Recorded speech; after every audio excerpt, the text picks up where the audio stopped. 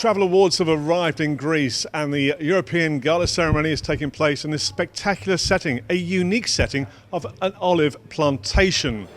Your Excellencies, distinguished guests, ladies and gentlemen, welcome to the World Travel Awards Europe Gala Ceremony 2014. The World Travel Awards are the Oscars of the travel industry. Distinguished guests, please welcome to the stage World Travel Awards President and Founder, Mr. Graham Cook. Best of luck to you all and have a wonderful evening. Thank you. Ladies and gentlemen, your hosts this evening are regular faces in the Greek spotlight. He is the most acclaimed film critic, having interviewed the biggest stars in Hollywood, and his career stretches back more than 20 years.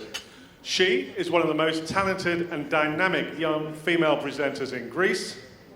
Both are considered stylish and influential Greek personalities in TV, radio, press, and social media. So, ladies and gentlemen, please put your hands together and give a warm welcome to Theodoros Koutsoyiannopoulos and Mary Sanatsaki. Like the legend of the phoenix. Hi. Hello. Hello, Good everyone. evening.